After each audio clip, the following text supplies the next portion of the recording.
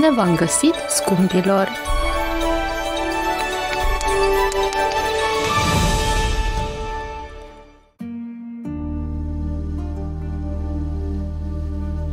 Astăzi vă voi face cunoștință cu prințesa Bob de Mazăre.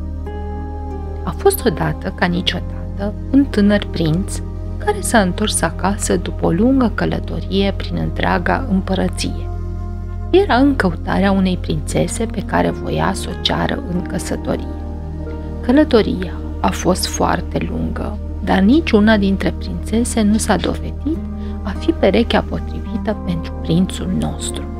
Părinții lui ar fi dorit foarte mult să se întoarcă acasă cu o mireasă potrivită pe seama lui. Prințul se întorcea spre casă, gândindu-se cu tristețe că la fiecare pretendentă găsise câte un cusur. Era tare obosit și trist după drumul pe care îl făcuse. Era trist mai cu seamă că nu reușise să satisfacă dorința părinților săi. La palat, părinții săi, regele și regina mamă, l-au întâmpinat cu multă dragoste, în ciuda faptului că fiul lor s-a întors fără să-și fi găsit o soție. Ei erau foarte bucuroși că fiul lor se întorsese nevătămat din călătorie și că puteau să-l îmbrățișeze din nou după pofta inimii. Își iubeau feciorul nespus de mult și ar fi dorit ca acesta să devină un tânăr conducător înțelept și cu mult noroc în viață. Din cauza aceasta l-au încurajat cu multă dragoste și înțelegere, dar cu toate acestea, după primele momente de bucurie ale revederii, prințul tânăr deveni din ce în ce mai trist și îngândurat. Nu mai mergea la vânătoare, nu mai călătorea, nu mai mergea la petreceri. Stătea toată ziua în odaia lui visând. Purtarea tânărului prinț îi îngrijoră nespus de mult pe rege și pe regină, așa că aceștia au început să-i pună fiului lor tot felul de întrebări despre pricina supărării sale. Prințul le povesti părinților săi despre frumusețea călătoriei sale, despre palatele și curțile domnești pe care le trecuse în drumul său, doar că nicăieri nu dăduse peste o prințesă atât de frumoasă și deșteaptă care să-i fie lui pe măsură. Multe prințese a întâlnit, dar fiecare a făcut ceva care nu i-a fost pe plac prințului. Povestea prințului era așa de tristă încât, în ciuda muzicii care răsuna în palat și a muncii devotate a servitorilor, perechea regală căzu într-o mare tristețe. Dar iată că într-o noapte izbucni o furtună puternică, cu tunete și fulgere, iar ploaia cădea ca și cum ar fi turnat cu găleata. Și la un moment dat, printre tunete și fulgere, cineva bătu la poarta palatului. Portarul deschise poarta și tare se mai minuna la vederea noului venit. O fată stătea pe prispă, cu hainele zdrențuite și părul vâlvoi din cauza furtunii, cerându-i portarului să o lasă să vorbească cu stăpânii palatului. Portarului i se făcu milă de ea și se duse la regină și o anunță că o tânără necunoscută așteaptă la poarta palatului și cere găzduire pentru o noapte. Regele și regina s-au mirat de această apariție ciudată, dar au primit-o pe tânăra hoinară. Și abia atunci, regele și regina și-au dat seama că în fața lor stătea o tânără fată tare frumoasă. Deși după înfățișare și haine arăta foarte neîngrijită, purtarea ei era cuvincioasă. Le-a spus că era o tânără prințesă hoinară dintr-un regat îndepărtat și că cere adăpost. Purtarea ei cuvincioasă a fost pe placul regelui și a reginei.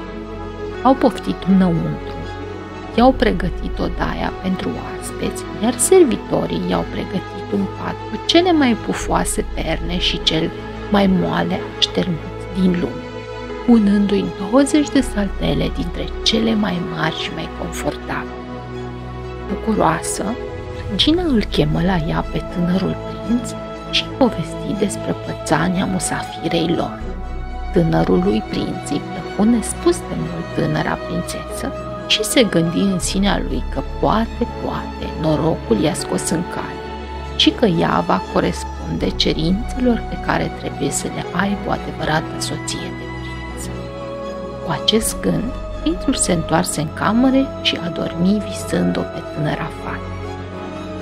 Regina dădu poruncă uneia dintre domnișoarele ei de companie să pună un bob de mazăre pe salteaua de jos.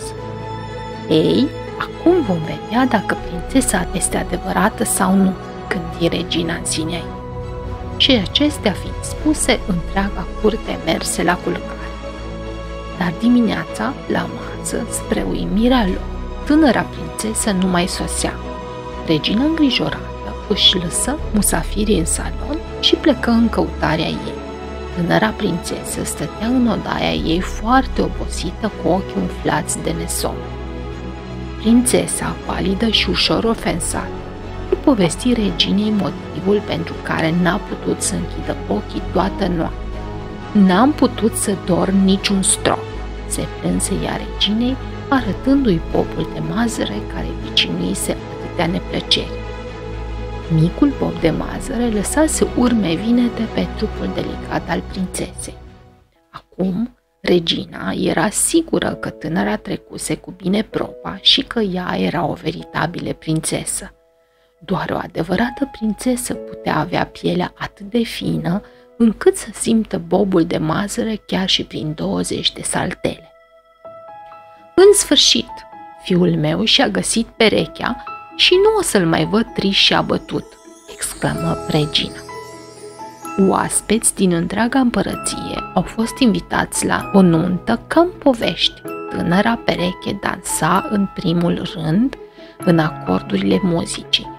Toată lumea, de la mic la mare, se bucura și se veselea, iar bobul de mazăre, care a fost cauza pricinii tinerei perechi, stă și astăzi în trezoreria palatului ca un semn al fericirii și norocului. Și am încălecat pe așa și v-am spus povestea așa.